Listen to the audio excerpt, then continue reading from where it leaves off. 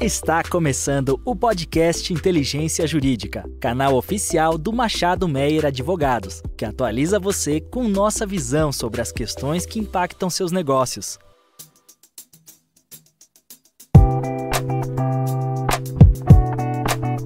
Olá, esse é mais um podcast do Inteligência Jurídica do Machado Meyer. Eu sou Juliana Brúzio, sócia de tecnologia, dados e inteligência artificial.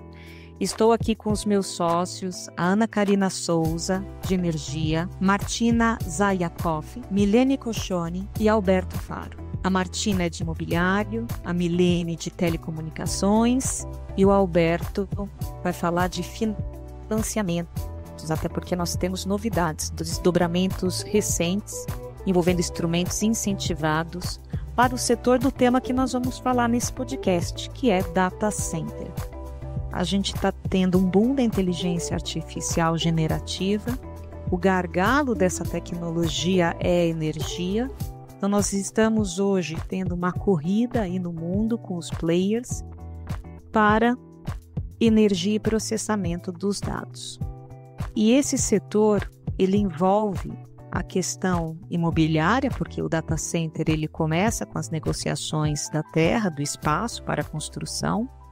Envolve também a necessidade de uma infraestrutura para escoamento dos dados, por isso é tão importante a gente falar aqui do setor regulado de telecomunicações. A questão da energia, como eu já disse, que é o gargalo da inteligência artificial, por isso que estamos aqui com a Ana Karina, e o Alberto Faro, que vai falar de financiamento. Falar da inteligência artificial nesse momento é bastante pertinente porque o Brasil está vivendo a discussão do seu PL de IA e que inclusive teve uma introdução em uma das suas versões, lembrando que ele está em tramitação entre o Senado e a Câmara dos Deputados, mas nós temos uma redação para dar segurança ao investidor interno e ao estrangeiro de que esta regulação de IA, ela não vai alcançar os serviços de data center. Existe uma delimitação dessa lei aos serviços que limitem ao provimento de infra de armazenamento e transporte de dados empregados em sistemas de IA.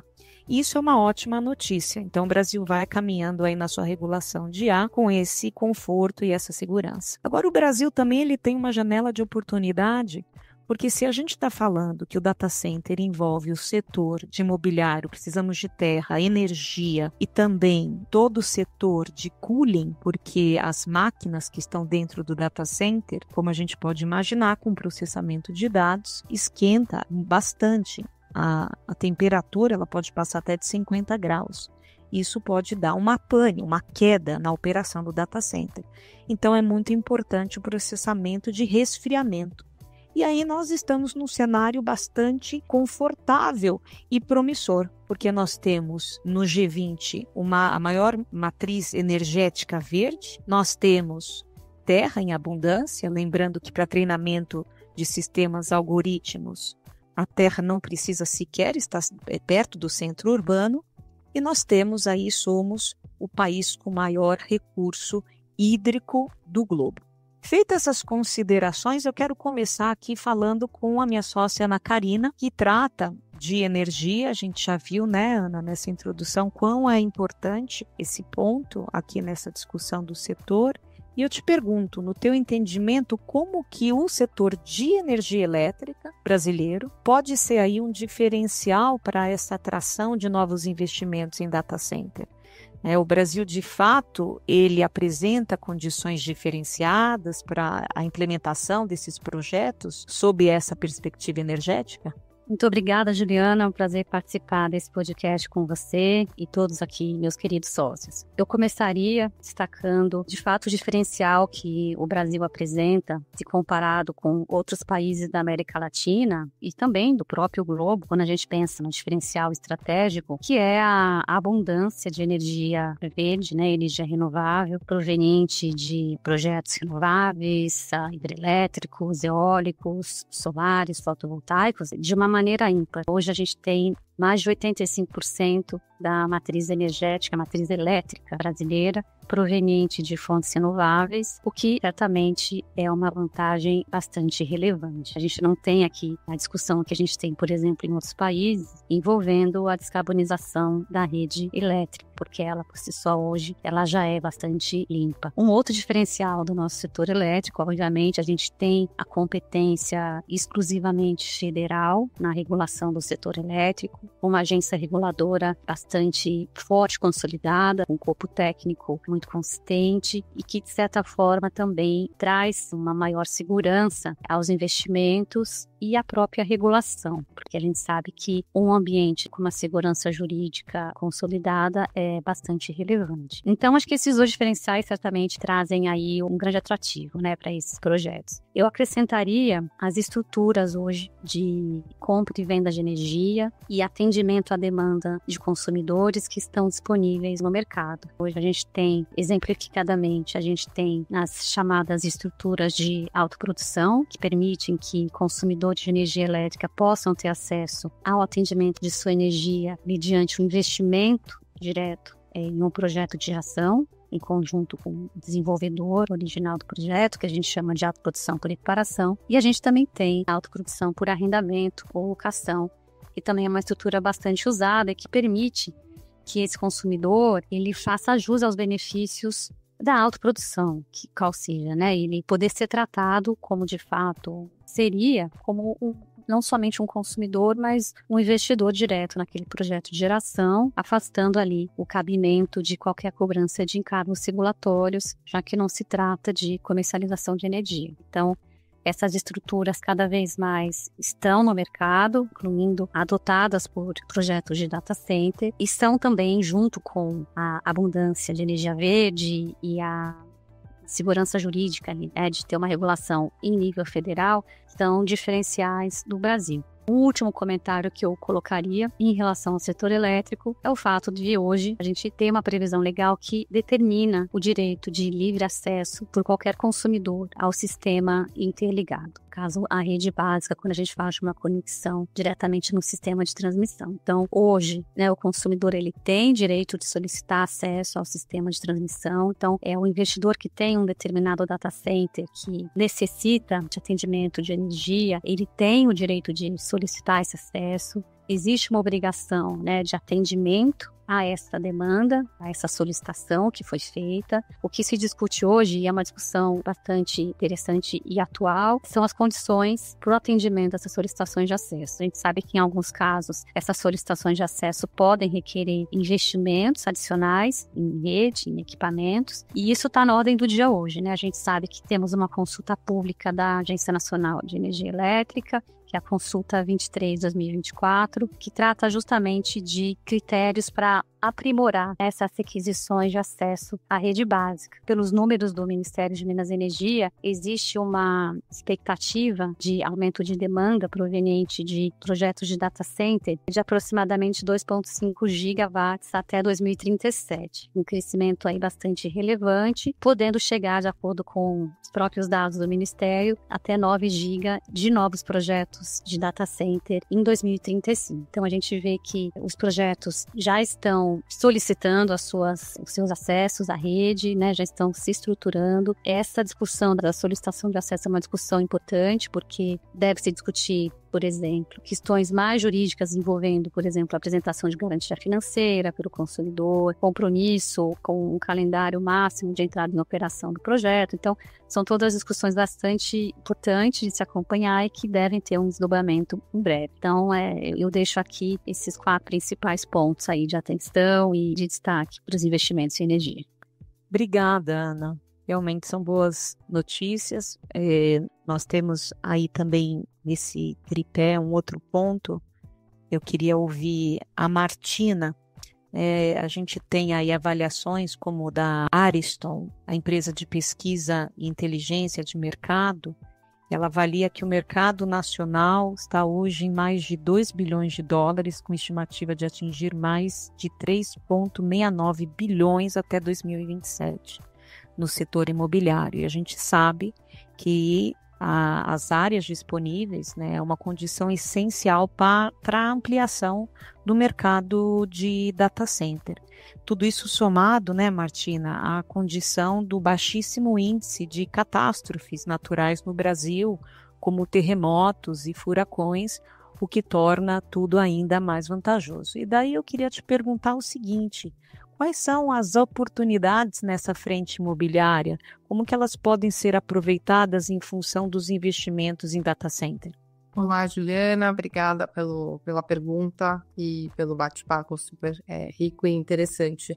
Acho que, pegando um gancho, né, no que a Ana Karina falou há pouco, a gente tem visto que com essas oportunidades que são inerentes ao Brasil, né, de energia, infraestrutura e localização, o mercado imobiliário tem crescido muito, puxado pela demanda crescente de data center. Então, a gente vê imóveis que estão bem localizados e disponíveis com a demanda muito aquecida, né, o setor imobiliário sendo muito puxado pela procura de data center. A gente vê principais players agindo de forma muito rápida para atender essa demanda das Big Techs, né, que tem procurado o Brasil como a menina dos olhos do momento para desenvolvimento dessas atividades. Os data centers, do ponto de vista imobiliário, são localizados em ativos muito específicos, né, tem que ser desenvolvidos sob medida e como uma grande parte do investimento associada à parte de equipamento, de infra e de energia.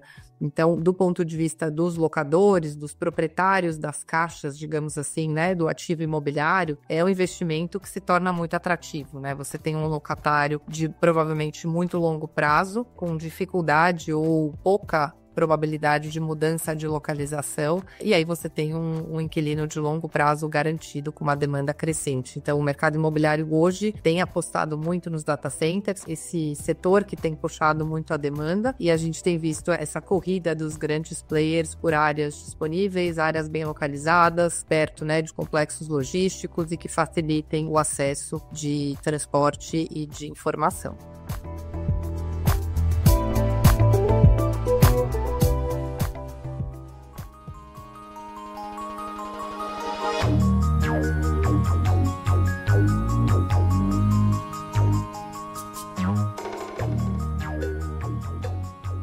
Obrigada, Martina. Eu vou estender aqui, ampliar esse debate, porque apesar desse vantajoso e precioso tripé, né, área disponível, energia limpa, que a Ana comentou sobre a regulação, e água, né, que eu comentei, né, somos a maior reserva hídrica global, não basta só isso. A gente precisa, para atrair investimento e também desenvolver o mercado de data center, ter condições favoráveis em questões de infraestrutura para escoamento dos dados, né? A gente olha muito para o que o Chile está fazendo, né? O Chile ele busca aí liderar o mercado no Cone Sul, está atrás do Brasil, mas ele está lançando aí políticas públicas arrojadas, lançou seu plano nacional e ele já tem, eu estou pegando esse exemplo porque a sua capital, a cidade de Santiago, já tem uma referência, né, regional em conectividade fibra ótica.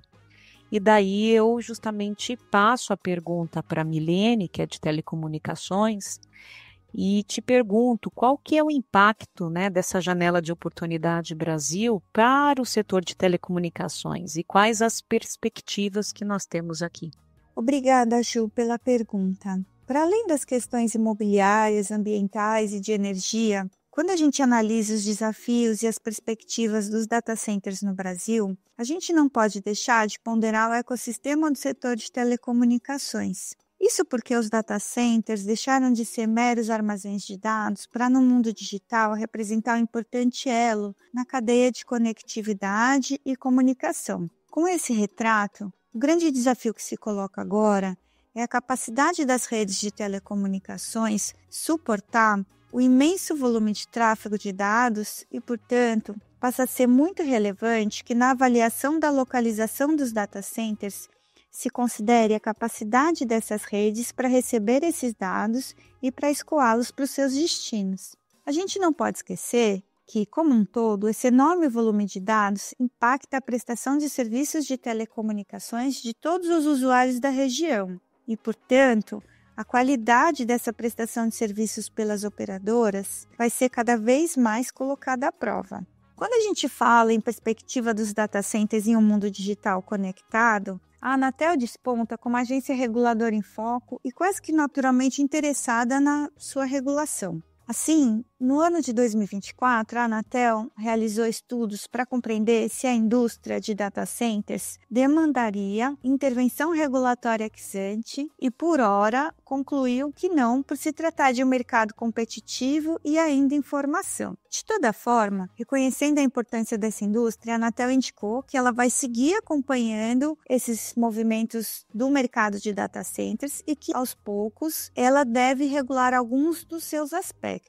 Convém lembrar que os data centers integraram a agenda regulatória da Anatel no biênio 2022-2023 e novamente vai integrar no biênio 2025 e 2026. Vale destacar também que a primeira intervenção da Anatel na indústria de data centers e cabos submarinos já aconteceu e foi por meio da Resolução 667 de 2024, onde a Anatel considerou que, mesmo não estando necessariamente sujeitas aos controles regulatórios das telecomunicações, as empresas de data centers e de cabos submarinos precisam cumprir o regulamento específico da agência sobre segurança cibernética, fixado ali na Resolução 740 de 2020. Além disso, a Anatel já manifestou sua intenção de criar um plano nacional de data centers. Assim, as perspectivas regulatórias para os próximos anos são de avaliação mais profunda da indústria de data centers pela Anatel e sua regulação. Vamos esperar que seja uma regulação na medida certa para organizar o mercado e não dificultar ou impedir que as empresas aproveitem a atual janela de oportunidades de expansão dessa indústria para colocar o Brasil definitivamente no mapa mundial de data centers.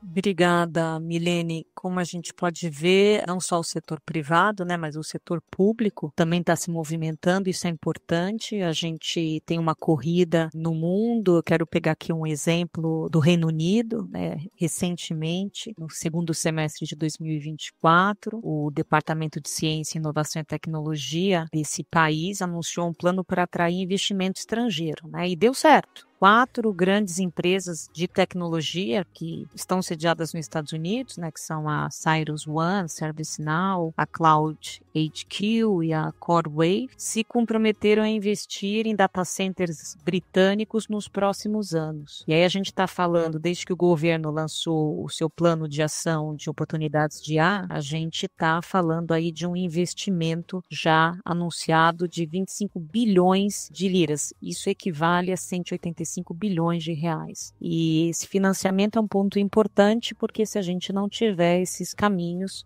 esses instrumentos, a gente não consegue fomentar e fazer o setor decolar. E aí eu fecho aqui a rodada de perguntas por meu sócio Alberto Fário, de infraestrutura, que trabalha com financiamento, te perguntando quais são as perspectivas de financiamento com instrumentos incentivados para o setor do data center. Obrigado, Juliana. De fato, existem vários métodos tradicionais já conhecidos para o financiamento de setores de infraestrutura e que já se aplicam a projetos de data center, mas acho que a maior novidade em relação a potenciais financiamentos surge em relação à lei recentemente publicada 14.801, que cria uma nova modalidade bastante atrativa de financiamento incentivado para o setor. Em termos básicos, o setor de data center, apesar de ser um setor já considerado prioritário pelo Ministério de Telecomunicações, não conseguia no passado se beneficiar dos instrumentos de debêntures incentivadas, na medida em que o marco regulatório anterior exigia que esses projetos fossem formalmente declarados como prioritários pelo Ministério de Telecomunicações e por vários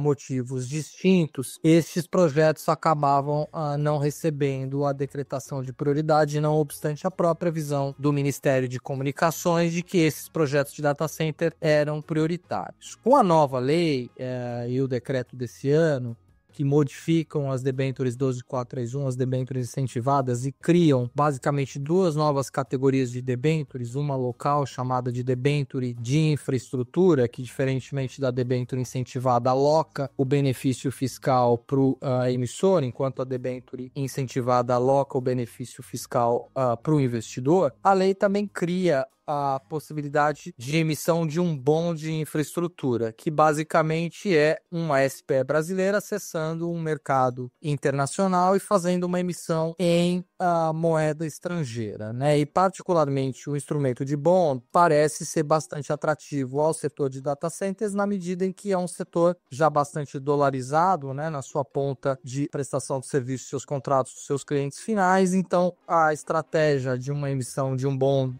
em moeda estrangeira parece ser bastante atrativa para esses projetos. E como é que acontecem essas emissões desses bonds de infraestrutura relacionados aqui aos projetos de data center? Em primeiro lugar, a nova lei, quando cria esse regime, ela continua exigindo que estes projetos sejam prioritários, mas agora num regime quase que de autodeclaração de prioridade, ou seja, a nova lei modifica a lei anterior no sentido de que os ministérios aplicáveis aos setores de infraestrutura e o Ministério de Comunicações, conforme ele é aplicável aqui aos projetos de data center, não precisam mais necessariamente e de forma prévia atestar a prioridade desses projetos. Bastaria que os próprios projetos, seus sponsors, cumprindo os requisitos que estão estampados lá na lei e no decreto, possam se autodeclarar. Então, vencida essa burocracia, né, da decretação dessa prioridade que simplesmente não acontecia no passado, bastaria que esses projetos, então, passassem a cumprir o que já está na própria regulamentação do MCOM para que eles passassem a ser considerados prioritários. Com isso, o bond se tornou uma ótima alternativa, não só por conta da dolarização aqui do setor e que,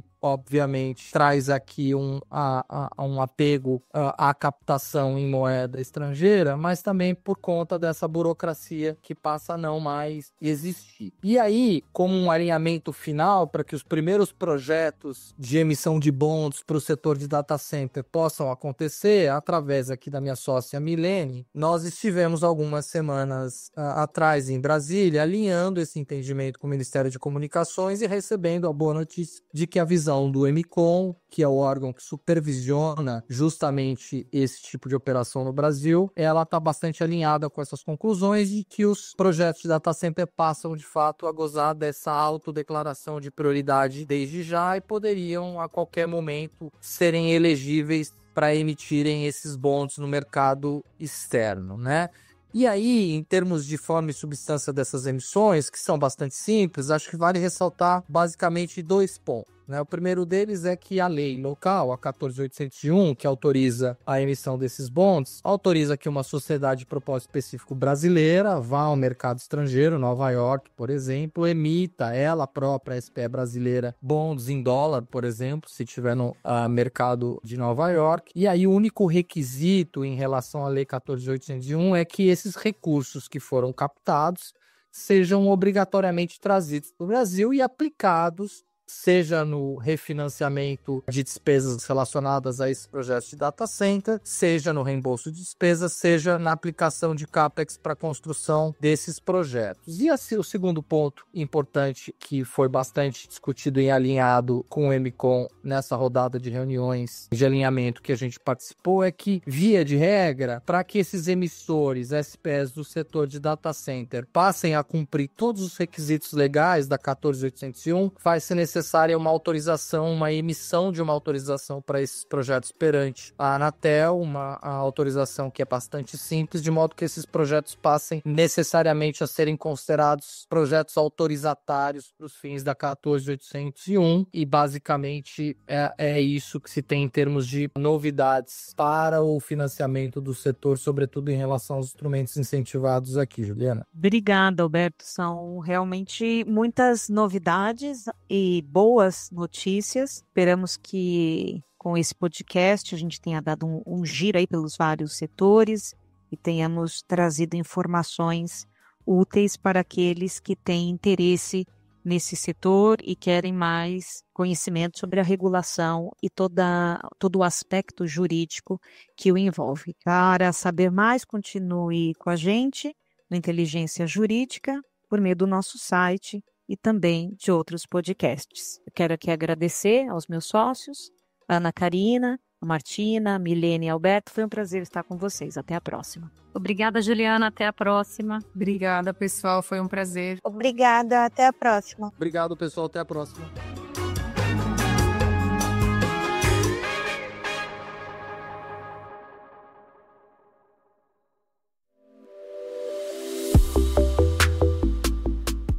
Você ouviu mais um episódio do podcast Inteligência Jurídica. Além de favoritar e compartilhar, agora você pode participar da nossa caixinha de perguntas e enquetes aqui no Spotify. Ouvir você é fundamental para continuarmos aprimorando nossos conteúdos.